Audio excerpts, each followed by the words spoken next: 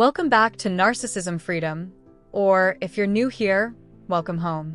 This space was created for those who are waking up from the emotional fog of narcissistic abuse and seeking the clarity, spiritual grounding, and healing they truly deserve.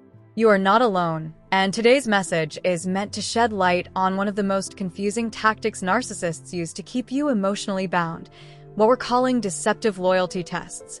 These aren't innocent moments of doubt. These are planned emotional traps meant to test your allegiance, drain your spirit, and keep you questioning your worth.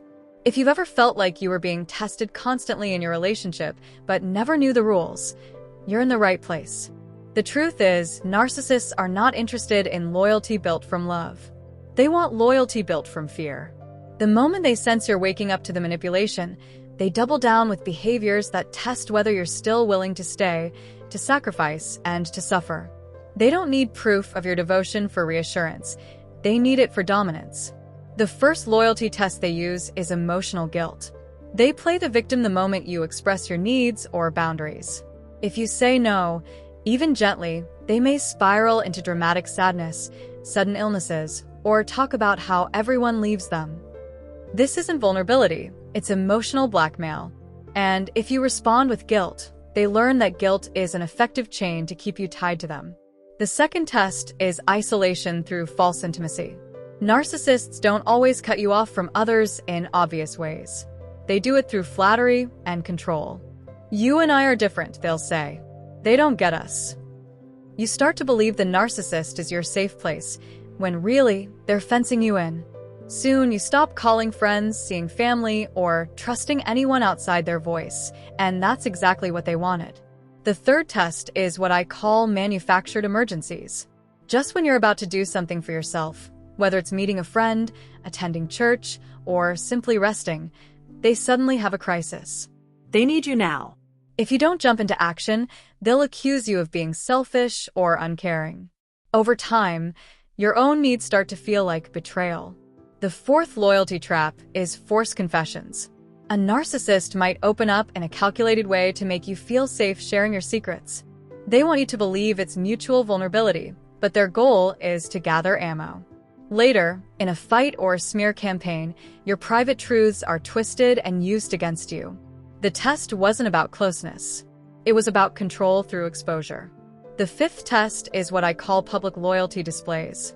These are moments when the narcissist expects you to defend them in front of others, no matter what they've done. They may insult you, lie, or cause drama, but if you don't immediately take their side, you'll be punished later. This creates a pattern where you're constantly protecting their image while yours gets chipped away. The sixth test is wrapped in a twisted kind of romance, the ride or die narrative. They convince you that staying through their abuse, lies, or betrayals makes you strong, loyal, even spiritually mature. But that's not loyalty. That's trauma bonding. They use suffering as a measuring stick, and the more you endure, the more they expect. And finally, the seventh loyalty test is the most silent and often the most powerful: withdrawal and emotional absence. Suddenly, they go quiet. They don't call. They don't text. You're left in confusion and anxiety, wondering what you did wrong. This isn't distance, it's bait. They're watching to see if you'll break the silence, chase them, and prove you're still under their emotional spell. All of these tests have one thing in common. They're designed to put you in a constant state of emotional performance. You're always trying to prove you're good enough, loving enough, loyal enough. And even when you pass the test, the goalposts move again. You start losing pieces of yourself just to keep the peace. But here's the truth that breaks every chain. Real love doesn't test you to see if you'll suffer for it. Real love lifts you, honors your peace, and accepts your boundaries. In 1 Corinthians 13, Scripture tells us, "Love is patient, love is kind. It does not envy, it does not boast, it is not proud. It does not dishonor others, it is not self-seeking, it is not easily angered, it keeps no record of wrongs." These are not qualities you will find in a narcissist's loyalty traps. What they call loyalty is actually fear, obligation, guilt, and confusion. Chosen ones, you were not created to be someone else's emotional hostage. You are not here to be someone's endless test subject. Your loyalty is sacred, and when given in truth and trust, it's a gift of divine beauty. But when demanded through manipulation, it becomes a prison. You're not crazy for noticing the patterns. You're not wrong for wanting love that's calm, respectful, and safe. And you're definitely not disloyal for choosing yourself over emotional slavery.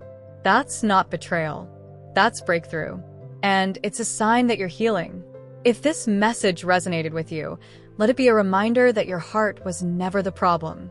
Your light, your sensitivity, and your devotion are not weaknesses. They are spiritual strengths that were taken advantage of by someone who only saw them as tools for control. Like, share, and subscribe if this channel is helping you reclaim your clarity and your soul. If you feel led to support the growth and awareness of Narcissism Freedom, you'll find the details below in the description. And most importantly, drop a 777 in the comments if you've started seeing through the test and are choosing your divine peace over their dysfunction.